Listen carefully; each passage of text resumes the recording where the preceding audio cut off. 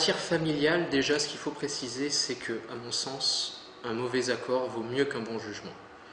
Voilà, c'est-à-dire qu'il vaudrait mieux trouver une solution amiable, que ce soit pour la solidarité au sein de la famille ou pour les enfants eux-mêmes qui puissent se retrouver dans ce cadre-là, dans un conflit entre leurs parents et leurs grands-parents. Une solution amiable sera toujours préférable.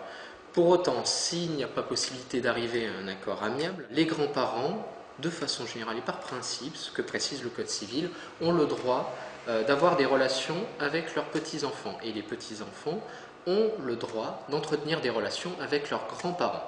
La seule chose qui peut s'y opposer, et donc si vous souhaitez vous y opposer, il faut rapporter la preuve de cet élément-là, c'est si l'intérêt de l'enfant s'oppose à ce qu'il voit ses grands-parents, c'est-à-dire s'il serait en situation de danger concrètement, si les parents ne peuvent pas l'accueillir dans les bonnes conditions dans un taudis, des éléments comme ceci. En dehors de ce cas-là, les grands-parents seraient fondés à saisir le juge d'affaires familiales pour obtenir un droit de visite et d'hébergement pour pouvoir voir leurs petits-enfants. Et en dehors de cet élément-là, vous aurez des difficultés à vous y opposer.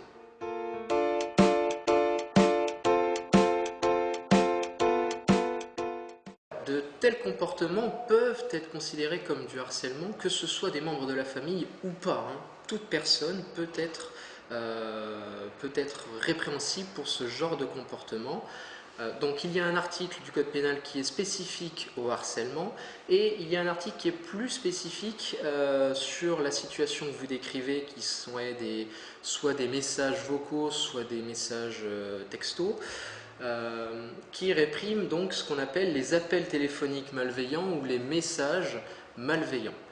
Ce sont les mêmes peines qui sont prévues, c'est simplement un article qui est un peu plus précis. Donc ce sont des faits qui sont répréhensibles, mais qui sont répréhensibles au-delà d'une certaine répétition. C'est ce qu'implique le terme de harcèlement. Il faut une certaine répétition, une certaine gravité. Pourquoi il faut une certaine gravité? Puisque si vous allez déposer plainte, mais pour des choses qui sont vraiment futiles, votre enquête, concrètement, la gendarmerie n'y passera pas beaucoup de temps et va la classer. Parce qu'il faut bien comprendre que la justice, la police ne peut intervenir et ne doit intervenir, compte tenu de ses moyens, que sur des cas d'une gravité relative. Voilà.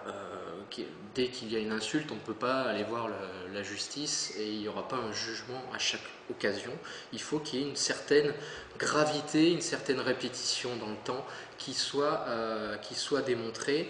Et justement, la question qui va être importante sur cette problématique de harcèlement, c'est la preuve. La preuve, donc si ce sont des messages vocaux ou textos, ça va être relativement aisé puisqu'il va y avoir des traces qu'il vaudra mieux établir par le biais d'un constat d'huissier, de façon à ce qu'il ne puisse pas être contesté par la suite.